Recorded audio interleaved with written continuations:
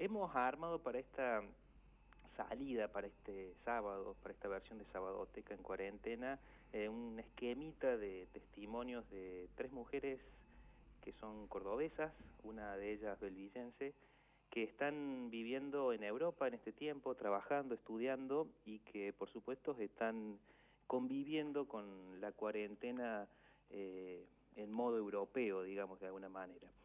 Antes de arrancar con el testimonio de una de ellas, sí, quiero destacar, digamos, lo que me parece que en modo significativo ha pasado esta semana en Belleville en función de lo que es la multiplicación de voces, sí, la aparición de un nuevo servicio de cable para la televisión paga, digamos, que tienen sí. los belvillenses hoy como opción, y en definitiva cómo sigue impactando de manera positiva lo que fuera la ley de medios, ¿no?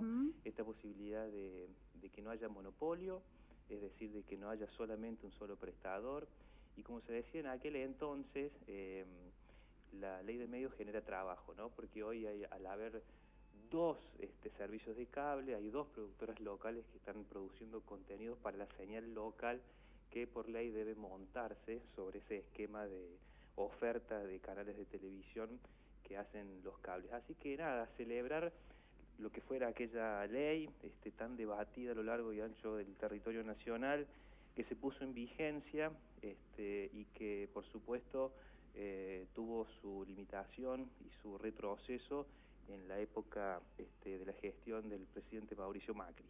Pero bueno, quería no dejar de hacer ese señalamiento que entiendo que tiene que ver con los valores que tiene democratizar la palabra, la pluralidad de voces, el desconcentrar las posiciones dominantes en el mercado y en definitiva ofrecerle, digamos, al universo de los vecinos y vecinas de una ciudad la opción de al menos un par de alternativas, por ejemplo en este caso cuando uno elige, digamos, pagar por un servicio de televisión.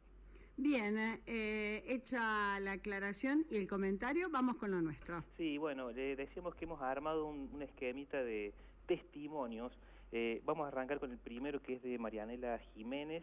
Marianela está en Madrid desde hace unos años, es licenciada en letras, es profesora de español para extranjeros y además es desde hace unos años profesora en escritura creativa.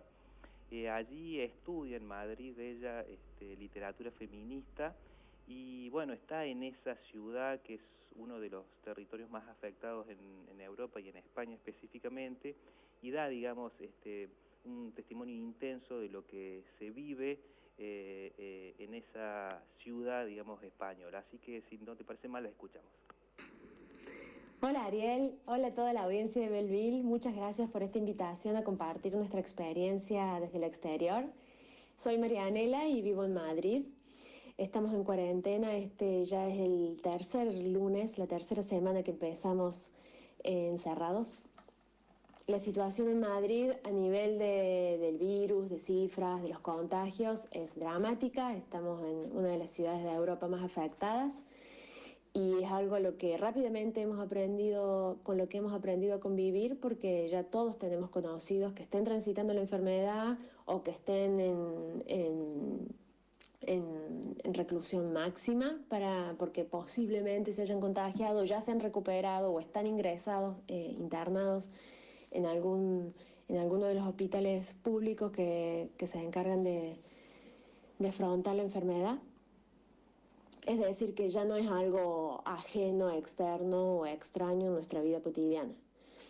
Eso tiene algunos ribetes muy tristes, como que, la población vulnerable que fallece no tiene los rituales de despedida habituales y tenemos que aceptar tener que dar un pésame por WhatsApp, ¿no? Es muy dramático en ese sentido.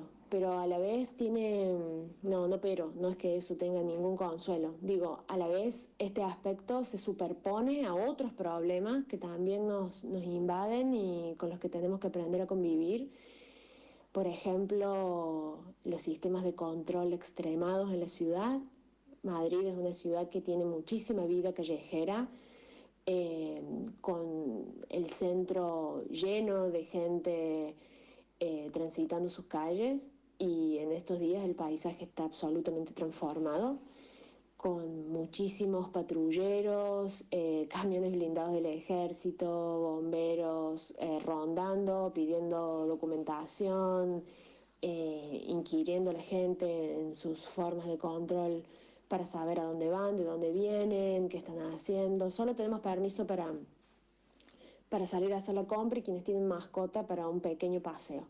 Y eso se fue agudizando con el paso de los días, cada vez fue más extremo. Al principio era muy cordial, muy amable en términos de sugerencia, pero ahora ya en las colas de supermercado, bueno, en todas las circunstancias de ámbito público que uno pueda habitar, están atravesadas por estos sistemas de control extremos que generan miedo y a la vez esta rara aceptación de que tenemos que cumplir la máxima de quédate en casa para romper la cadena, esta famosa cadena de contagios y doblar la dichosa curva que tanto esfuerzo nos está costando.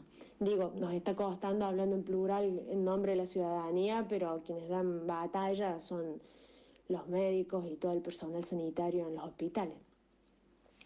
Tenemos un ritual de las 8, que es el aplauso sanitario, como le decimos, que es en agradecimiento a todos los trabajadores de la salud, y es un momento muy emocionante porque sabemos que no dan abasto, que el sistema sanitario está colapsado y que lo único que podemos hacer es extremar los cuidados y obedecer a este llamamiento que ellos replican, así como lo hacen los gobernantes de quedarnos en casa, que a la vez es muy complejo, ¿no? El quedarse en casa implica que uno tiene casa, ¿no? ¿Qué pasa con todos los que no? O qué pasa con todos los que tenemos casa, o que tienen casa, perdón, me estoy refiriendo a un grupo del que no formo parte, pero que tienen una situación muy hostil en el quedarse adentro.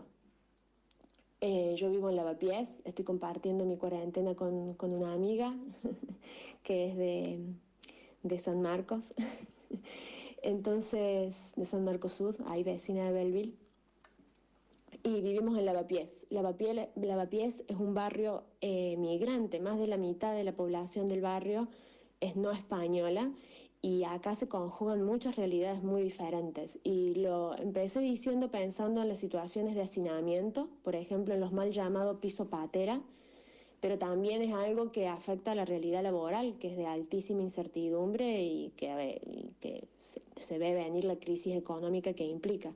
Decía los pisos pateras, nosotros piso le llamamos a los departamentos y patera porque hace referencia a los inmigrantes africanos que llegan en embarcaciones rudimentarias cruzando el Mediterráneo.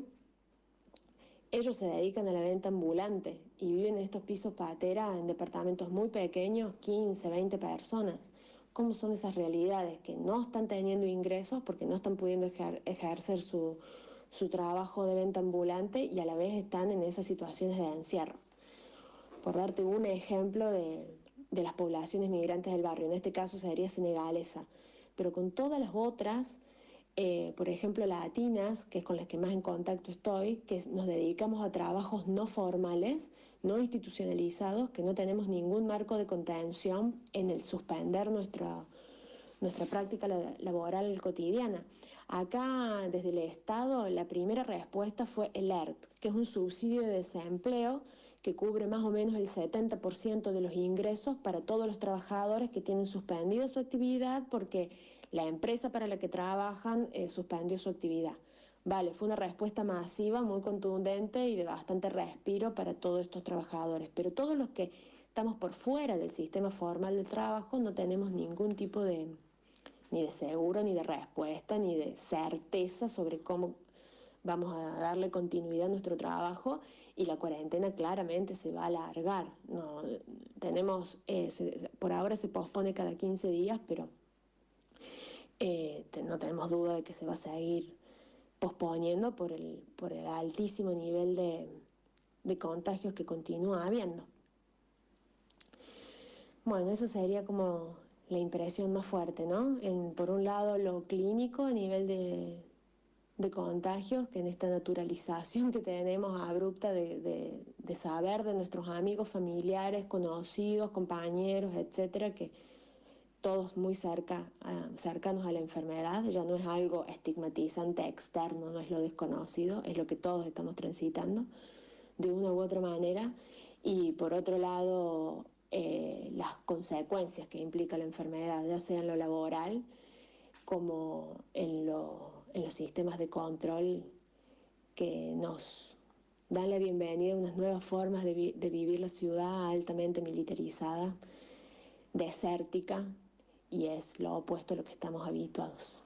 Bueno, espero no haber sido triste en el reporte. Me parece que hice unos comentarios de Madrid un poco devastadores. Por supuesto que también es muy emocionante ver cómo las redes solidarias y de ayudas mutuas se ponen cada vez más creativas y más amorosas para acompañarnos, como los saludos del balcón. No es un simple aplauso, sino un encontrarse, hacerse amigos y celebrarse en el encierro que tenemos.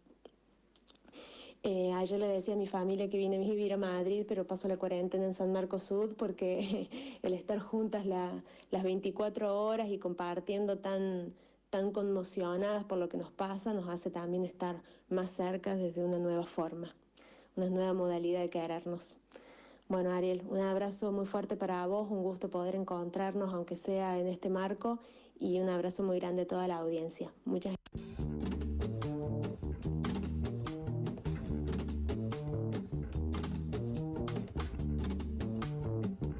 Primer testimonio recogido esta semana, Ariel, Marianela Jiménez desde Madrid. Sí, exactamente. Si le parece, deje correr un poquito. Bueno. Ojos de Brujo, Tiempo de Soledad. Es una banda de Barcelona creada en 1996 que hace fusión de estilos. Escuche un poquito. Y es que no es un ni guaguancó que me consuele. El tiempo es de soledad y a mí me duele. Voy por la calle y escuchando lo que digo, y el futuro en cada esquina pende el hilo. Y entre apretones de manos se juegan el destino de la tierra y de los seres que en ella vivimos. No conocen el respeto, les sigue un oscuro sino, con lo linda que es la vida en que la habéis convertido. La situación tiene danger, mucho danger, siempre prisa por llegar a ninguna parte. La situación tiene danger, mucho danger, mucho danger.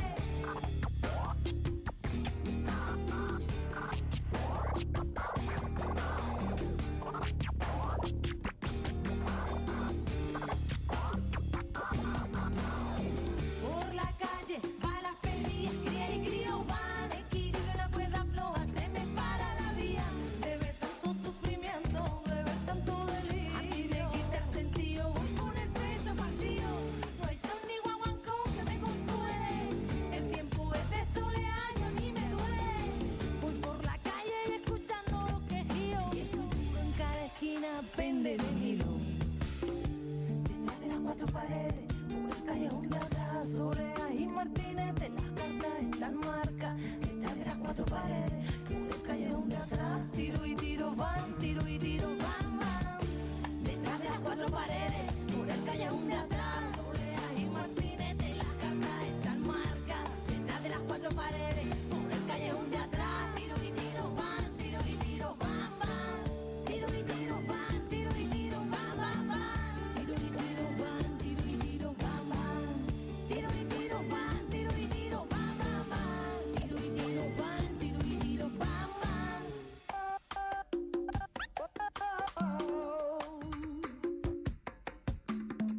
Aquí un poquillo de hijo flaquillo que ya por todas las quillas, cuando Heme aquí bailando a mí ahora.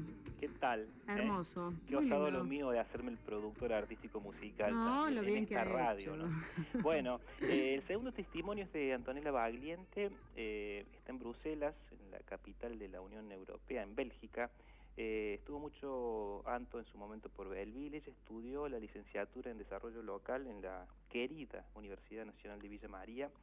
Dirige en la actualidad una organización que como nombre tiene Young Water Solution, soluciones vinculadas al agua y al saneamiento desde la mirada de los jóvenes, y está, como decía, en Bélgica, que si uno piensa Bélgica, como dice Anto, es como Tucumán en términos de su extensión territorial.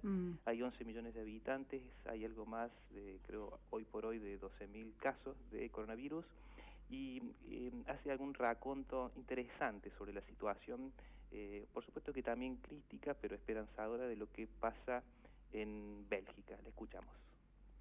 Muy buenas a todos. Desde Bruselas, Bélgica, les habla Antonella Bagliente. Yo soy oriunda de la ciudad de Córdoba, conozco Belleville muy de cerca y me estuve estudiando en Villa María la licenciatura en Desarrollo Local y Regional. Como hace casi 4 años que estoy acá en Bruselas, quería ponerlos un poco al tanto de cómo se está viviendo la situación con el coronavirus acá en la capital de la Unión Europea. Bélgica es un país muy pequeño, del tamaño de Tucumán aproximadamente, que tiene 11.400.000 habitantes, y de los cuales al día de hoy, 30 de marzo, hay 11.900 casos de coronavirus identificados. Esto es un número bastante alto, dado que son más de 1.000 casos por millón de habitantes, de los cuales unos 4.000 está en hospitales, el resto está en sus casas y hay unas 513 muertes al día de hoy. Igual estos números no reflejan necesariamente cuál es la situación del virus en el país, porque hay una capacidad limitada de hacer test. Actualmente es de 2.000 tests por día, se está tratando de ampliarlo a 10.000, pero básicamente es un problema de los reactivos, que no se están... los reactivos se importan en general y recién en estos días, la semana pasada, algunas universidades aquí en Bélgica lograron sacar un test de detección rápida que va a permitir ampliar la cantidad de test que se hacen. Las medidas que se han tomado son casi las mismas que en el resto de los países europeos. La cuarentena es obligatoria, los desplazamientos están limitados, pero sí se permitan los desplazamientos para hacer deporte o para pasear el perro. Entonces, si uno mira por la calle, por la ventana, ve personas en la calle que están corriendo, que están andando en bici, que están caminando solos. Uno puede hacer deporte, pero solo. Y eso ha permitido que el ánimo social sea bastante bueno. La gente no se está quejando mucho de las medidas. Y hay bastante acatamiento, o sea, dentro de lo que se está permitiendo hay bastante acatamiento, pero bueno, a mí me hacen preguntarme si las medidas no son demasiado relajadas en ese sentido, y por eso se están detectando más de 1.000 casos por día. Es un poco difícil poder saberlo. A nivel económico el impacto es muy grande, como en todos lados. De hecho, se prevé que Bélgica va a tener un déficit fiscal de 30 billones de euros, o sea, de 30.000 millones de euros, porque la crisis es no solamente de demanda, sino también de oferta. O sea, acá Bélgica depende de muchos bienes importados, o sea, todas las cadenas productivas incluyen bienes y servicios que se dan desde el exterior. Y bueno, se prevé que la puesta en marcha de todo eso va a ser bastante lenta. Aún así, el Parlamento belga ha aprobado medidas de apoyo económico bastante amplias. Por ahora son 1.000 millones de euros que se han aprobado de apoyo económico, que se da en forma de pagos directos a los ciudadanos independientes que tienen un empleo independiente. Son 1.500 euros mensuales. También a todas las empresas que han puesto a empleados con desempleo temporal, el Estado paga el 70% de su sueldo. Congelamiento de hipotecas y pago de deudas, impuestos que no se cobran. Bueno, es una lista bastante larga de medidas que se están tomando por parte del Estado y que realmente dejan en evidencia que esta es una crisis que va a resolver el Estado, ¿no? O sea, el Estado va a salvar al sector privado, sin duda, de cómo impacta el coronavirus en la economía. Esto es un poco lo que tengo para actualizarlos. Las medidas y la situación va cambiando día a día. La cuarentena acá va a ser hasta el 19 de abril por ahora, y va a ver si se vuelve a postergar, pero estamos todos haciendo fuerza para que la curva se aplane lo más rápido posible y y todo vuelva a reactivarse a poco. Les mando un abrazo, cuídense mucho y volvemos a hablar quizás en las próximas semanas cuando haya más novedades de cómo impacta esta pandemia en la Unión Europea.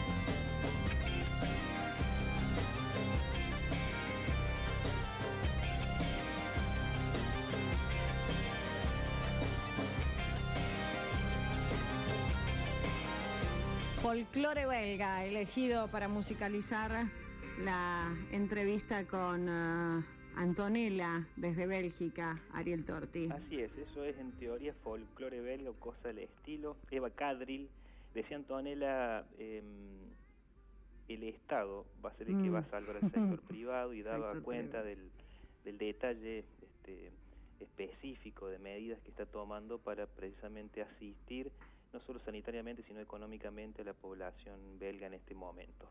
Bueno, el último testimonio, y con esto cerramos, es de Julieta Vieira, belvillense. Ella está en Turín en este momento, desde hace 2 años está viviendo en Italia. Viajó, como me contaba, para conocer otras culturas, para relacionarse con otras sociedades, para vivir la experiencia de estar lejos del país un tiempo. Y en este momento en donde trabaja y planifica, digamos, especializaciones vinculadas a su carrera, que es precisamente la licenciatura en Comunicación Social, es egresada de la Universidad Nacional de Córdoba, está por supuesto que también en situación de cuarentena y viviendo con intensidad lo que pasa en uno de los países que mediáticamente a diario tenemos coberturas de la crítica situación. Así que va a ir Julieta Vieira, su testimonio, que precisamente da cuenta de lo que pasa cuando se abandona un sistema de salud, como es, según indica ella, y muchos informes y crónicas de periodistas italianos, el abandono, el corrimiento del rol del Estado en el sistema sanitario estos últimos años y el impacto que eso tiene en la expansión, digamos, del virus. Y va a cerrar Vinicio Capossela con un tema que se llama Abandonato y que tiene que ver, ya verá usted, con Yupanqui, estimada compañera. Sí, muy bien. La escuchamos a Julieta y te despedimos. Un fuerte abrazo. Otro para vos. Bueno, Ariel, buenos días. Primero, antes que nada, quiero agradecerte la convocatoria y además la iniciativa esta de compartir diferentes análisis de las situaciones por las que atraviesa cada país para poder aportar un poco a la realidad de Argentina. Yo vivo en Torino, más conocido como Turín, en Italia, hace más de 2 años, por lo que en este momento me encuentro en uno de los focos más importantes de la emergencia sanitaria. Hace ya más de un mes que convivimos con el virus, Acá la situación no se dio de forma gradual como en Argentina, sino que se podría decir que explotó a fines de febrero. Pasamos de tener 2 casos importados en enero a encontrar 20 casos autóctonos el 20 de febrero, duplicarlos al día siguiente y llegar a superar los 2.000 casos una semana después. Desde ahí el crecimiento fue exponencial, superando todo tipo de pronósticos y saturando el sistema de salud hasta colapsarlo, como lamentablemente está en este momento. Para entender un poco la situación italiana, creo que es importante contextualizar algunos ejes centrales. Inicialmente, el sistema de salud pública italiano, que es un sistema que en un momento fue reconocido por ser uno de los mejores del mundo.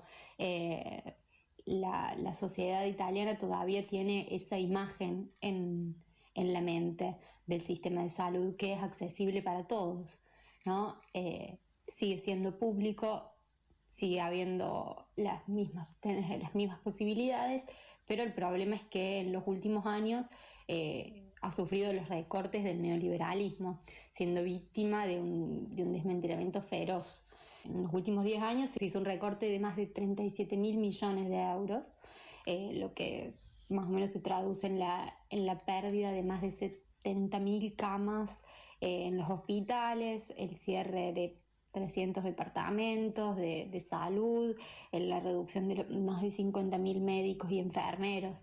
Digo, lo que apunto con esto es que el sistema de salud ya estaba en crisis antes de la crisis del coronavirus. Y por otro lado, también la crisis política de base que encuentra la emergencia. El gobierno viene de una inestabilidad fuerte atravesada el año pasado, que deriva en la ruptura entre la alianza conformada en el 2018 por la derecha y el Movimiento 5 Stelle, que es un movimiento de centro-izquierda, y se llega a la conformación de un nuevo gobierno mixto entre 2 partidos de centro y centro-izquierda. Conte, el primer ministro, se encuentra en esta crisis con una legitimidad débil y prácticamente solo en este momento. Las decisiones y las diferentes medidas son tomadas prácticamente de modo unilateral y no se conforma un bloque político fuerte para hacer frente a la crisis. Todo esto sumado a un país atravesado por la burocracia, con una maquinaria muy lenta, hacen que las medidas tomadas por el gobierno hayan sido en consecuencia lentas y que terminen corriendo atrás del virus. Nosotros hace 23 días que empezamos la cuarentena y como un ejemplo rápido de la burocracia y de la lentitud de las medidas, se me vienen 2 casos. Uno es la autocertificación, que es la declaración jurada que nosotros tenemos que completar para poder salir de casa. Y este documento es la 5ª vez que lo cambian en 20 días, cambiando solamente frases o algunas palabras. Y por otro lado, otro de los ejemplos es la casa de integraciones, que vendría a ser el subsidio que vamos a cobrar los empleados que tuvieron que frenar el trabajo. O sea, es un subsidio a las empresas y a los trabajadores que van a cobrar el 80% de los sueldos. Estamos ya a la 3ª semana después del anuncio de esta posibilidad y todavía no están abiertas las inscripciones, lo que se traduce en que el subsidio se pueda llegar a cobrar a mitad de mayo o finales de mayo. Estos son algunos solamente de los ejemplos de la lentitud con la que se mueve el gobierno italiano. Nosotros pasamos por 3 tipos de cierres de cuarentena que fueron graduales, mucho más graduales que la velocidad con la que se expandía el virus, y uno de los problemas principales que facilitó la expansión fue la demora en cerrar el foco más grande de contagios, que es la Lombardía. Lógicamente, esta demora se debió a cuestiones puramente económicas. La Lombardía y todo el norte en realidad, pero la Lombardía particularmente es la región más fuerte en términos económicos en toda Italia, aporta más o menos aproximadamente el 25% del PBI nacional.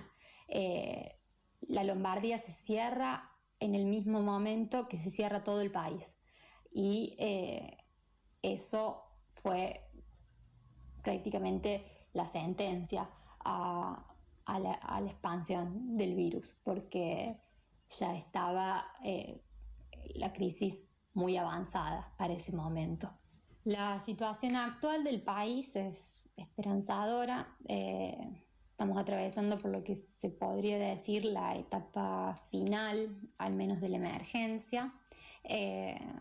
Los números de ayer, lunes 30 de marzo, fueron, si se puede decir, en esta situación de crisis, buenos, porque se empieza a ver el inicio de la descongestión del sistema sanitario.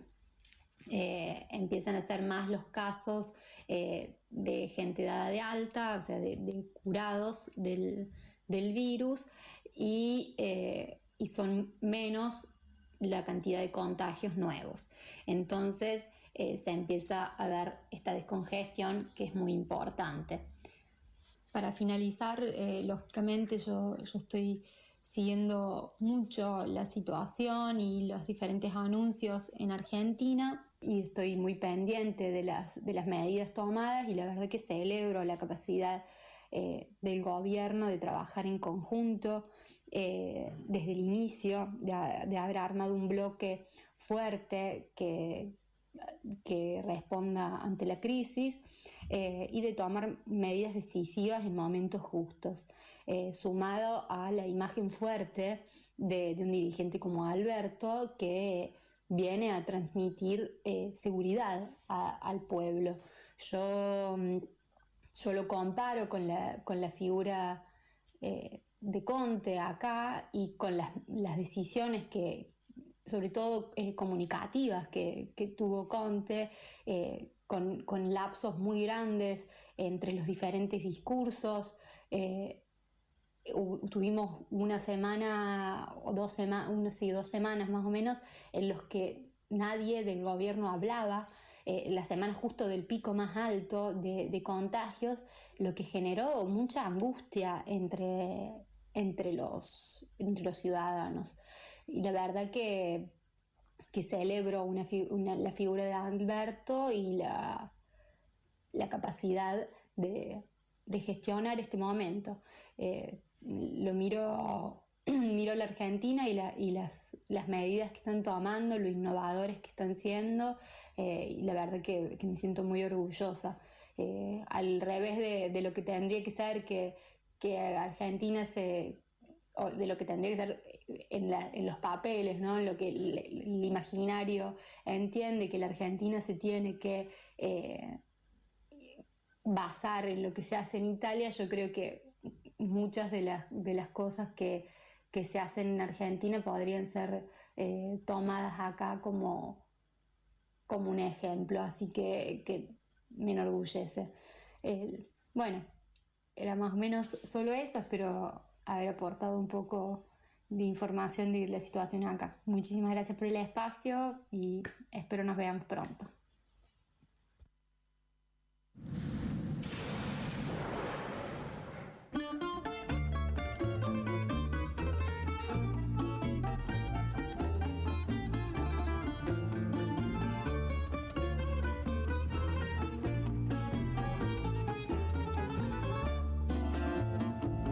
Perché non tengo la vita mi chiamano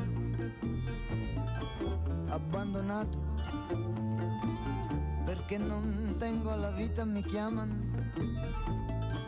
abbandonato. Se a me gusta di perderla e gettarla per terra, se a me gusta di perderla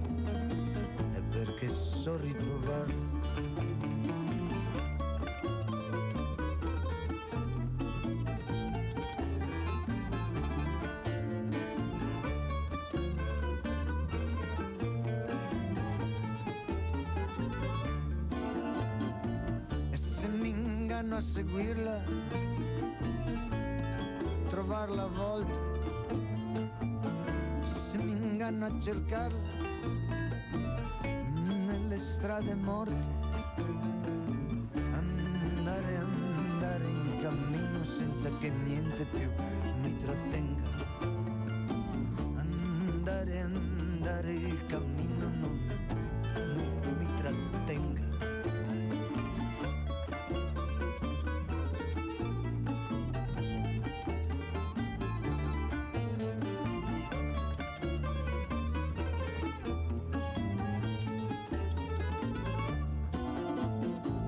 Non chiedo silenzio più ora non ho che pensare. Non chiedo silenzio più ora non ho che pensare. Tenevo un tempo ma ora non penso più.